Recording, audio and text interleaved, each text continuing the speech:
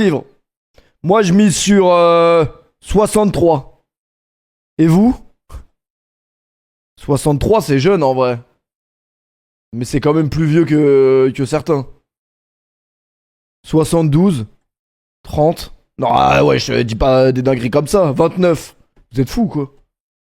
Statistiquement, si vous On va êtes pas une mourir femme, à 30 ans vous quand pouvez même. espérer vivre jusqu'à à peu près 85 ans. Et si vous êtes un homme, jusqu'à 80 ans. Sauf qu'il y a une nuance ultra importante à prendre en compte. Et cette nuance, malheureusement, on peut pas savoir. L'espérance de vie en bonne santé. L'espérance de vie en bonne santé, c'est là jusqu'auquel on peut Le clip vivre peut sans très mal activité. vieillir. Et ça plafonne à 65 ans. Et c'est une moyenne. Ça veut dire qu'il y a 20 ans de vie qui sont marqués par les incapacités, les maladies chroniques, les douleurs, les inflammations, etc. Pourtant, sur le sujet, la science est unanime. L'OMS, donc l'Organisation mondiale de la santé, précise que 80% des maladies chroniques pourraient être évitées C'est vraiment en un ouf. modifiant simplement nos habitudes quotidiennes. Jean-Claude Chaque Roman, jour, il disait qu'il bossait à l'OMS. Putain, mais quel sans enculé. même y penser, on fait des choix qui influencent directement notre espérance de vie, mais surtout notre espérance de vie en bonne santé. Et toutes les habitudes ne sont pas logées à la même enseigne en termes d'impact. Certaines peuvent vous retirer quelques semaines, quelques mois à votre espérance de vie en bonne santé, et d'autres sont absolument catastrophiques, car elles peuvent vous retirer plusieurs années. Et il est fort possible que certaines de ces habitudes fassent encore partie de votre quotidien. Aujourd'hui, on va s'attacher à voir quelles sont les pires, quelles sont Vas-y, les on est moins obligé pires, d'écouter la quel vérité impact en ça peut face. avoir sur votre Faut espérance écouter. de vie. Si vous voulez faire de meilleurs choix alimentaires et développer de bonnes habitudes par rapport à la nutrition,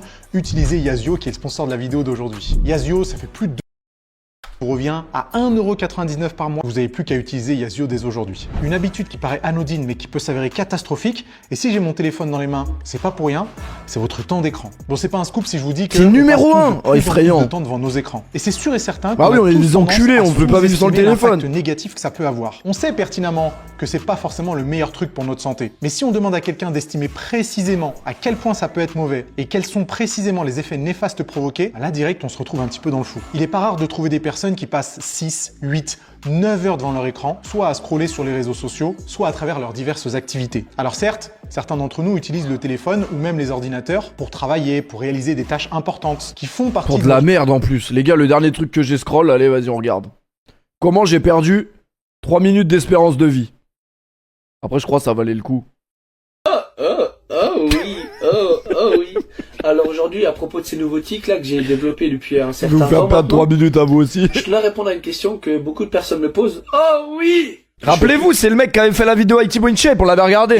Bah voilà les gars. Bah ouais, non, c'était utile, c'était pas vraiment... On n'a pas vraiment perdu 3 minutes parce que le fait de se dire que ça existe vraiment, c'est un peu inquiétant. notre quotidien. Mais quand on ajoute Force à tout lui. le temps d'écran, c'est-à-dire télévision, ordinateur, smartphone, on peut vraiment se retrouver à ne pas quitter un écran des yeux sur virtuellement toute la journée. Est-ce que c'est si dangereux que ça pour la santé? Est-ce que ça retire vraiment des années à notre espérance de vie en bonne santé? La réponse est oui. Aïe. La bonne nouvelle, c'est qu'il y a de plus en plus d'études scientifiques qui se penchent sur la question pour essayer de déterminer à quel point ça peut être néfaste et quelles sont les complications qui sont développées avec un temps d'écran trop Vous savez, important. notre cerveau, il est baisé à quel point, c'est que même en connaissant l'information, ça va absolument rien changer à nos vies. Je vous laisse la référence. Alors que c'est une dinguerie de se dire que tu perds des années de vie. Ces deux études très intéressantes pour aller sur qui se TikTok. penchent justement sur les effets néfastes d'une consommation d'écran trop importante. On a une étude qui est faite sur des adolescents et une autre étude qui étudie une population Rien à plus foutre. générale. Donc c'est parfait, on a les deux cas de figure. Après, vous imaginez bien que plus on est jeune, plus un temps d'écran important va être problématique. Donc c'est pour Wesh, ça il que l'a de fait où, plus la en plus greffe, d'études Nassim? se Il avait- penchent sur la question il avait pas des des cheveux effets comme ça, néfastes du temps d'écran sur les enfants. Tout ça pour dire que les deux études dressent une relation claire et nette entre un temps d'écran trop important dans la journée et le développement de certains troubles. En l'occurrence, plus de chances d'avoir un taux de masse grasse élevé, plus de chances d'avoir des troubles du comportement alimentaire, plus de chances d'avoir des symptômes dépressifs et plus de chances d'avoir une vie sociale qui est pas au top. Tout ça, j'en ai déjà parlé dans des vidéos précédentes. On sait à quel point ça peut être néfaste sur la santé et quand on pense qu'un tout petit appareil comme ça peut augmenter nos chances de prendre du gras, d'être dépressif et de perdre ses amis, ça fait grandement réfléchir. Par curiosité, j'ai voulu regarder quel était mon temps d'écran sur la semaine dernière. Personnellement, j'en suis à 3h30. Et ce qui est assez intéressant, c'est quand on regarde le détail, on voit que les deux 3h30 en... tous les jours, ça va, c'est exceptionnel. Nous, on a beaucoup plus, hein, je vous le dis. applications que je consomme le plus, c'est Instagram et YouTube. Deux applis qu'on pourrait considérer comme des réseaux sociaux. Alors même si on pourrait me considérer influenceur, Non, et on par pourrait jour, dire je que pense, Instagram et hebdomadaire. YouTube, c'est mon métier, c'est clair et net que j'ai pas besoin de rester 3h30 devant mon écran tous les jours. Et même si après on retrouve des applis comme WhatsApp, Spotify, etc., je pense que personnellement, il est tout à fait possible de le faire descendre en dessous des 2 heures. Et quand on compare ça avec certaines personnes qui ont des temps d'écran de 7, 8, 9, Un quotidien, c'est une semaine. Mais comment il reste que 3 heures sur son téléphone en une semaine? C'est même pas ce qu'on fait en un jour. En un jour, on fait le double. 9 heures par jour, on est en droit de se demander si l'espérance de vie en bonne santé ne va pas en prendre un Il y a sacré peut-être une coup. femme et des enfants, Et si je ouais. vous disais que le stress pouvait avoir un impact catastrophique sur votre espérance de vie en bonne santé, vous allez me dire, évidemment, Nassim, on est au courant, tu nous apprends rien de nouveau. Ok, ça je vous l'accorde. C'est vrai qu'on entend parler du stress à tort et à travers et on nous bassine tous les jours pour nous encourager à être moins stressés, alors que ça veut rien dire. Cela dit, on sait aujourd'hui, on n'a plus de Vous êtes doute sur la stressé, question vous qu'un stress chronique et mal géré peut littéralement avoir des conséquences catastrophiques. Moi, je stresse Et jamais. vous retirez virtuellement plusieurs années de vie à votre espérance de vie en bonne santé. Vous avez vu que j'ai fait une petite distinction. J'ai parlé de stress chronique. Parce qu'il n'est pas rare d'entendre des choses comme il y a du bon stress, il y a du mauvais stress. C'est faux. Il y a juste un stress. Le stress physiologique, il sert à quelque chose. Il sert en général à provoquer des adaptations ou à encourager des comportements qui vont au final optimiser nos chances de survie. Je vous la fais courte, mais si vous êtes intéressé par le sujet, ça tombe bien. J'ai fait un podcast sur ma chaîne Là on discute où j'ai reçu Adoméos. On parle de stress pendant 1h30, c'est passionnant. Je vous laisse le lien dans la description. Tout ça pour dire que l'idée, c'est pas d'essayer de supprimer tout type de stress, c'est d'essayer au contraire d'éviter un stress chronique qui peut dérégler notre sommeil, notre appétit et Merci même à- ce qui va merci nous à intéresser Percé pour le aujourd'hui, recep. notre système immunitaire. Imaginez trop de stress, trop souvent, ça peut avoir comme effet d'augmenter votre risque de maladie. C'est quand même assez incroyable. Enfin, c'est incroyable dans le mauvais sens du terme. mais En ça vrai, mérite si, on qu'on se peut penche considérer plus ça comme du précisément sur- stress. Vous savez, les personnes qui arrivent pas à dormir parce qu'ils réfléchissent trop. Bah, c'est considéré comme du stress, je crois. Ça, Intéressant, des un millions de article trucs qui servent à rien. scientifique qui parle justement de l'impact du stress sur les fonctions corporelles. Imaginez qu'un stress C'est pas du chronique stress peut avoir une influence négative sur votre mémoire, sur vos capacités cognitives, sur votre digestion, et ça c'est que la partie émergée de l'iceberg. On sait depuis encore plus longtemps qu'un stress chronique peut augmenter les risques de maladies cardiovasculaires, peut complètement ruiner votre sensibilité à l'insuline, peut dégrader la qualité de votre peau, et là vous pourriez vous dire que j'ai tendance à en faire trop, mais non. Le stress, On va ça peut clamser dans vraiment 5 ans. avoir une influence sur tout ce que je viens de citer. Et pourtant, aujourd'hui, on a plutôt l'impression que la gestion du stress, ça rentre de plus en plus dans les considérations quotidiennes. Il n'y a qu'à voir tous les appareils connectés qui nous permettent de mieux gérer notre stress. Les Apple Watch, les Oura Ring, les bracelets Whoop, qui tous nous permettent d'avoir un score de stress plus ou moins précis et qui nous proposent des exercices de respiration, etc. pour mieux gérer le stress. Mais même si tout le monde a l'air d'être au courant Rester des dans le effets déni, c'est néfastes pas le scandale. et qu'on commence à développer des outils qui nous permettent de mieux le gérer, on n'a pas l'impression que ça fonctionne si bien que ça. Et tout ça fait quand même réfléchir à l'impact du stress sur notre espérance de vie en bonne santé. Ok, les gars, On monte stressez encore d'un pas. cran dans l'échelle de la dangerosité de tout ce qui peut impacter votre espérance de vie en bonne santé. Et là, on va parler de sédentarité. Il est tout à fait possible que vous, en regardant cette vidéo, vous fassiez 3 séances de musculation intenses dans la semaine, mais que vous soyez quand même considéré comme sédentaire parce que vous passez presque toute la journée en position assise ou en tout cas immobile. Je grossis le trait. Probablement que ça ne vous concerne pas vous, mais il est clair et net que ça existe. Donc quand je parle de sédentarité, il ne faut pas imaginer quelqu'un qui ne fait jamais de sport, quelqu'un qui est feignant, quelqu'un qui a pas envie de se bouger. Il faut vraiment imaginer quelqu'un qui, à travers son mode de vie, n'a pas la possibilité de bouger plusieurs fois dans la journée, virtuellement toutes les heures. Parce que c'est ce qu'il faudrait faire. Arriver à bouger toutes les heures. Donc attention à ne pas bouger confondre toutes les heures, c'est dur. activité physique régulière.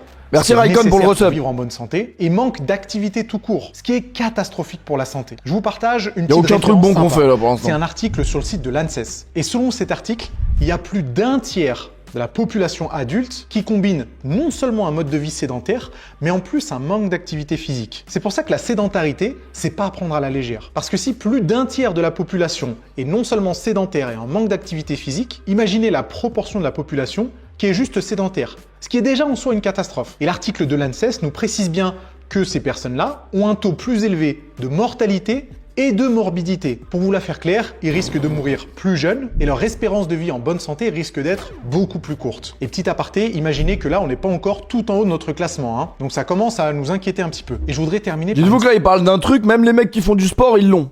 Ceux qui bougent pas assez. Alors, si vous faites vraiment zéro sport, remettez-vous en question. stat qui fait littéralement... Non, mais faut le dire à un moment donné. Et c'est l'une des premières faites vraiment phrases de zéro l'article sport, sur le site de l'ANSES. Aujourd'hui, seuls 5% des adultes ont une activité physique suffisante pour être protectrices. 5% des adultes. Alors oui, on parle de la population française en Je dis pas général. n'importe quoi, Nassim, Vous wesh. qui regardez cette vidéo, vous êtes probablement un peu plus au courant de l'importance de l'activité physique et de la gravité de la sédentarité. Ceci dit, il y a quand même de fortes chances pour que vous soyez dans ces 95% des Français qui sont non seulement sédentaires, mais en plus de ça, n'ont pas une activité physique suffisante pour protéger leur santé. Bon, même si jusqu'à maintenant, le ton de la vidéo est plutôt Bah, sérieux... c'est vrai, les darons passés 40 ans, ils font plus de sport. C'est rare que vous voyez des darons qui sont vraiment en pleine forme physique. faire en sorte qu'ils soient encore plus sérieux. Parce que là, on rentre Moi, dans c'est des mon rêve, ça, catégories d'être qui sont sportif quand j'aurai des enfants, genre quand j'aurai catastrophiques et qui 50 vont pas piges. juste retirer quelques semaines, quelques Bah, mois. moi, je pense, quand à t'as votre des enfants et espérance tout, de t'en vie as en plus bonne rien à santé, foutre. Mais plusieurs années, voire même T'as dans d'autres certains cas de priorités. figure, peut-être une décennie. Et là, on va parler de l'alimentation industrielle. Pourquoi l'influence de l'alimentation est aussi importante sur notre qualité de vie, notre espérance de vie en bonne santé? Parce que déjà, on est des créatures qui avons besoin de manger une fois, deux fois, trois fois par jour. Ça dépend des individus et ça dépend des habitudes alimentaires. Mais ça veut surtout dire que si on dégrade la qualité de notre alimentation, ça veut dire qu'on y est exposé très souvent et que par effet boule de neige, toutes les mauvaises choses vont s'accumuler et quand on a ce genre de mauvaises habitudes pendant plusieurs années, plusieurs décennies, il ne faut pas être surpris que ça entraîne des complications très sérieuses. Et c'est assez intéressant de se dire à quel point l'alimentation peut être optimisatrice de santé ou au contraire génératrice d'un tas de maladies chroniques. Et l'alimentation industrielle, Mais le problème, c'est que en fait, on mange que de la merde. Tout ce qu'on mange, c'est de la merde. c'est sûrement le premier coupable à ce problème. Des études sur le sujet, il y en a un paquet. Je vais quand même vous partager un article très intéressant. Comme d'habitude, il y a la référence en description. Et le titre, il est parfaitement évocateur. Les habitudes en termes de fast-food et le lien que ça peut avoir avec les désordres, les maladies cardio-métaboliques. Et évidemment, il n'y a aucun doute sur la question, je pense que vous vous y attendiez. Mais l'alimentation industrielle, et qui plus est les fast-food pour cet article scientifique, ont des effets catastrophiques sur la santé. On a évidemment une augmentation du taux de masse grasse, avec surtout une augmentation de la graisse viscérale, en priorité au niveau du ventre, ce qui métaboliquement peut être très Mais nous, on n'a pas de chance, les maigres, parce qu'en vrai, on peut bouffer n'importe quoi, on grossit pas, donc on se dit qu'il y a rien, mais en vrai. Viscérale, il semblerait que la graisse sous-cutanée, À l'intérieur, ça t'encule quand même. il faudrait s'efforcer à la contrôler autant que possible, serait moins problématique pour la santé que la graisse viscérale. Et selon cet article scientifique, les habitudes en termes de consommation de fast-food vont avoir un effet assez important sur le développement de graisse viscérale. C'est pas une très bonne nouvelle. Mais au-delà de ça, on a un dérèglement de l'insuline, on a une inflammation systémique et du stress oxydatif plus important. Et on peut ajouter à ça une augmentation du risque de diabète et de maladies cardiovasculaires. Tous Je les pense que ça, badges. vous étiez déjà au courant. En fait, Il a pas encore parlé du sommeil, on est peut-être la sauvé. consommation de fast-food par extension, ça va détruire à petit feu votre fonctionnement cardio-métabolique. Et le problème, c'est que c'est insidieux parce qu'on s'en rend pas vraiment compte. C'est quelque chose qui intervient sur plusieurs années, voire même sur plusieurs décennies. Évidemment que vous ne risquez pas grand-chose si vous faites un fast-food par an. Mais n'oubliez pas qu'il y a certaines personnes, et peut-être que certaines personnes qui regardent cette vidéo en font partie, qui littéralement vont commander fast-food plusieurs fois par semaine. Certains même plusieurs fois par jour. Peut-être que ça peut. Il va pas sur Uber pour le plaisir. Mais croyez-moi, il y a des personnes qui sortent. Il va leur sur Uber téléphone pour se et qui détruire. commandent sur Uber Eats ou Deliveroo plusieurs fois par jour, c'est-à-dire midi et soir, et ça 5 à 7 jours sur 7. Donc imaginez la vitesse à laquelle votre organisme peut se dégrader quand on le confronte aussi souvent à de l'alimentation industrielle ou des fast-foods. Et même si aujourd'hui, malheureusement, on est confronté à ça à peu près à tous les coins de rue, en tout cas si vous habitez dans une grande ville, il faut essayer de développer assez de contrôle pour y résister. Mais la bonne nouvelle, c'est que plus vous vous confrontez à de bonnes habitudes, moins vous avez envie de consommer ce genre d'aliments. Bon les amis, ça va pas je vais m'empêcher parler de d'un truc finir qui va ma pas forcément commande. vous plaire, parce que j'en parle tout le temps et je vais continuer à en parler aussi souvent que possible pour essayer de faire changer les habitudes par rapport à C'est dur quand évidemment, t'habites tout seul les aussi questions du de. sommeil. Qui Oh, aurait cru putain. que quelque chose d'aussi anodin que ce Ça a sommeil, bouffé. qu'on fait tous littéralement tous les jours, pouvait avoir une influence aussi importante sur l'espérance de vie, l'espérance de Bon, vie on est en bonne mort. santé, mais aussi tout le reste, sur la prise de muscle, la perte de gras, la gestion de l'humeur, les symptômes dépressifs, j'en passe et des meilleurs. Ce qui est cool, c'est que si vous êtes abonné à la chaîne, vous savez à quel point j'ai parlé souvent du sommeil. Et d'ailleurs, si vous n'êtes pas abonné à la chaîne, il n'est pas trop tard pour le faire. Je vous encourage aussi à activer les notifications, ça fait pas de mal, et comme ça, vous ne raterez pas les prochaines vidéos. À quel point le manque de sommeil est catastrophique et quelle est la durée optimale, ça tombe bien parce que, encore aujourd'hui, on a de nombreuses études qui sont menées sur la question. Je vous mets en description la référence de 2 études très intéressantes. On a une méta-analyse et une revue systématique. Donc en termes d'échantillons, on est pas mal. Je crois que sur la première étude... Une fois, je suis rentré à Anguin-les-Bains, les gars. À la caisse, il y avait un daron, il faisait des tours sur lui-même. Et là, il a crié dans le casino, il a dit « Vous voulez nous tuer ?» Je sais pas, il avait perdu combien ce jour-là? Bah là, c'est la même chose que vous devriez entendre, parce que c'est dinguerie de pas dormir de la nuit. C'est plus d'1 million de personnes. Vous voulez nous tuer? Et sur la deuxième étude, ça doit être à peu près la même chose. Ce qu'il faut en retenir, c'est que premièrement, même si on est tous différents et qu'on n'a pas exactement les mêmes besoins en sommeil, parce que la génétique peut avoir une influence, mais aussi évidemment l'activité physique et son intensité, l'âge qu'on a, etc. D'ailleurs, ce soir-là, on s'était moqué de lui, on avait perdu aussi. Entre 7 et 8 heures de sommeil par nuit. Petit aparté, si vous faites de la muscu 7 jours sur 7 et que vous rajoutez peut-être 1 ou 2 séances de cardio, faut pas être surpris d'avoir besoin de 8 ou 9 heures de sommeil par nuit. Tout ça pour dire qu'il y a une relation inversement proportionnelle entre vos durées de sommeil et le développement de certaines maladies chroniques. Ce soir, on dort pas tard. Moins vous allez dormir, plus votre risque de développer certaines maladies va augmenter. Et en réalité, je dis certaines maladies, mais c'est presque toutes les maladies. Maladies cardiovasculaires, diabète, hypertension, maladies neurodégénératives. En fait, ça concerne absolument tout. Et vous savez qu'on pourrait faire une vidéo complète sur le sommeil, mais si vous ne dormez que 5h30, 6h, 6h30 par nuit, depuis plusieurs semaines, plusieurs mois, voire même plusieurs années, il faut vous inquiéter. La bonne nouvelle, c'est qu'il n'est jamais trop tard pour prendre de nouvelles habitudes, mais il faut réagir Bon, vas-y, on réagit demain, les gars. immédiatement. Parce qu'on a commencé la saison de Prison Break quand même, on réagit demain. Je reste persuadé qu'une personne qui ne prend pas soin de son sommeil pendant plusieurs années, voire même plusieurs décennies, bah ça peut littéralement lui enlever plusieurs années ou plusieurs décennies à son espérance de vie en bonne santé. Oui, plusieurs décennies, c'est inquiétant. On arrive dans le top 2 des pires habitudes à avoir. Ah, presque tout. Mais j'espère que les 2 dernières, on les a pas. Détruire son espérance de vie en bonne santé. J'espère sincèrement que vous ne rentrez pas dans ces catégories. Oh putain, il a dit la même chose. Là. Et si c'est le cas, ne vous inquiétez pas, il n'est jamais trop tard pour changer ses habitudes. C'est le moment de parler de consommation d'alcool. On pourrait dire que sur cette chaîne YouTube, je m'adresse à des sportifs. Et que les sportifs ont bien compris que la consommation d'alcool, c'était non seulement l'ennemi de la prise de muscle, l'ennemi de la perte de gras, mais j'ose espérer que vous êtes conscient également que c'est l'ennemi de la santé purement et simplement. Et qu'il n'y a virtuellement aucune dose d'alcool qui est acceptable pour la santé. C'est-à-dire qu'on pourrait trouver des effets néfastes à partir de un seul verre. Ça, c'est dingue. Ça va probablement être des effets néfastes parce que ça va perturber le sommeil, que ça va vous encourager à manger plus par exemple. Et même si certains pourraient considérer que c'est anodin, le risque zéro avec l'alcool, bah ça n'existe pas. Mais surtout dans cette partie, j'aimerais bien attirer votre attention sur quelque chose. J'ai jamais bu de ma vie. Déjà, j'ai trouvé 2 études scientifiques qui étaient ultra intéressantes. Et ces études scientifiques font une distinction très intéressante, c'est qu'elles différencient les buveurs qui ont l'habitude de boire de l'alcool, c'est-à-dire qu'ils vont avoir une consommation plutôt lissée sur toute leur existence, ils vont boire X verres d'alcool dans la semaine, et au contraire... Faut arrêter avec les discours comme ça où faut rien faire, à rien toucher. Ah ouais, Bastien, il veut vraiment pas lâcher son verre. Buveurs occasionnels, qui vont... C'est un fact, hein, Bastien.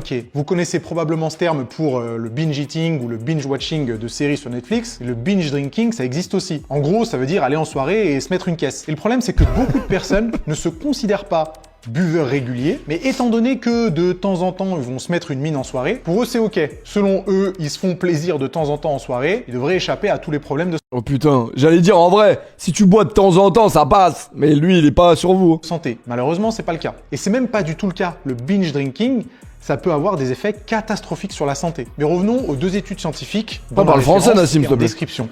Ces études vont étudier spécifiquement le lien entre consommation d'alcool et possibilité de développer certains cancers. Mais pourquoi les gens aiment autant l'alcool? Parce que quand ils sont imbibés d'alcool, leur personnalité n'est plus forcément la même. Ça les débride et tout. Bon après, il y en a d'autres qui aiment juste l'alcool, mais... La première étude se concentre sur le cancer du sein chez les femmes et la deuxième étude s'étend à virtuellement tous les autres cancers. Bon, je pense que vous n'avez pas besoin que je vous fasse un résumé pour réaliser qu'il y a des effets qui sont certains sur le développement de virtuellement tous les cancers. Mais en tout cas, laissez-moi vous dire que la première étude a étudié plus de 50 000 femmes pour le cancer du sein et la deuxième étude, qui est une méta-analyse, portait sur 570 études qui regroupaient presque 500 000 personnes. Je vous la fais courte. Augmentation du risque de cancer du sein, augmentation du risque du cancer de l'œsophage, du cancer colorectal, du cancer du foie, du cancer du larynx, du cancer du pancréas, du cancer de la prostate et même du cancer de la peau. Et je vous les ai pas tous faits, hein, il y en a encore beaucoup. L'alcool, si c'est... qui vienne le cancer, moi j'attends que ça. C'est parce que c'est littéralement du poison. Il n'y a aucun doute là-dessus. Et si vous décidez encore de boire, régulièrement ou non d'ailleurs, vous devez être au courant des effets catastrophiques pour la santé. Je serais curieux de savoir si vous êtes arrivé à prédire quelle était la pire habitude à avoir pour complètement détruire son espérance de vie en bonne santé. Si c'est pas l'alcool, si c'est pas le stress, si c'est pas le sommeil, si c'est pas la malbouffe, bah c'est évidemment la cigarette. Et oui, fumer, c'est pire. Ah, fumer, c'est pire que boire. J'aurais dit l'inverse, moi. Que tout. C'est pire que l'alcool, c'est pire que le manque de sommeil, c'est pire que la malbouffe. Les effets de la cigarette sur l'espérance de vie et l'espérance de vie en bonne santé, ça se compte en années, voire même en décennies. La cigarette, ou plutôt fumer en général, c'est responsable de plus de 75 000 décès par an en France. Et sur ces 75 000 décès, une partie est due à des cancers, une partie est due à des maladies cardiovasculaires et une autre partie est due à d'autres maladies chroniques. En fait, si on devrait faire un résumé, et on peut passer plusieurs dizaines de minutes à le faire, la cigarette, ça a un effet délétère sur virtuellement tous les organes du corps. Alors bien sûr, instinctivement... Non, la cigarette, ça m'a jamais parlé, j'avoue. C'est vrai que les effets sur le poumon sont catastrophiques. Augmentation du risque de cancer du poumon, mais de toute façon, ça vous êtes au courant, ça détruit littéralement les poumons. Le deuxième organe auquel on pourrait penser, c'est la gorge. Augmentation du risque de cancer de la gorge. Je pense que ça, tous les fumeurs sont au courant avec les petites images qu'il y a sur les paquets de cigarettes depuis quelques années. Mais au-delà de ça, on a d'autres parties du corps qui sont impactées de manière très importante. Comme par exemple le système nerveux central, qui va nous rendre littéralement addicts à la nicotine. Il est trop nia à oublier que la génération Z s'envoie au protoxyde d'azote. Mais franchement, là les 2 derniers mois, je suis un peu sorti dans les rues, plus que d'habitude. Les gars, le nombre de personnes qui s'enculent au ballon, mais c'est démentiel. Genre, passé minuit, tu vas dans les rues, tu vois tout le monde qui s'encule au ballon. Mais c'est vraiment un truc de ouf. Je crois que vous vous rendez pas compte de la dinguerie que c'est. Encore, la vue qui va être impactée par la cigarette, avec l'augmentation des glaucomes ou de la cataracte. Évidemment, on a parlé du système respiratoire. Non, pas à Dubaï, j'ai pas vu ça, mais en France. Développer d'autres cancers également. Ça a un effet évidemment sur le système cardiovasculaire. En fait, ce qui est choquant, c'est que c'est des petits. C'est des petites. Elles ont 18, 19 ans, elles sont sous ballon. Sur la peau. Tous les jours. Sur les ongles, sur le système digestif, en augmentant les risques du cancer du pancréas et en augmentant les risques de diabète de type 2. Tout ça pour dire que la cigarette, ça va pas détruire votre organisme à petit feu, ça va détruire votre organisme très rapidement. Ceci dit, il y a quand même une bonne nouvelle, c'est qu'en arrêtant de fumer... Je le fais pas, mais c'est pas le pire. Attends, on va te mettre un reportage juste après, toi. On va te mettre un reportage 7 à 8 sur le ballon, tu vas voir. Provoqué par des années de cigarettes, jusqu'à un certain point, évidemment. Mais faut pas se dire que tout espoir est perdu parce que vous fumez depuis plusieurs années, voire même peut-être plusieurs décennies. Il est jamais trop tard pour s'arrêter et réaliser que c'est la pire habitude à avoir pour son espérance de vie en bonne santé. Normalement, ça devrait faire partie des raisons qui pourraient vous encourager à arrêter ça. Je sais qu'au cours de la vidéo, vous avez vu cette jauge d'espérance de vie descendre petit à petit à des niveaux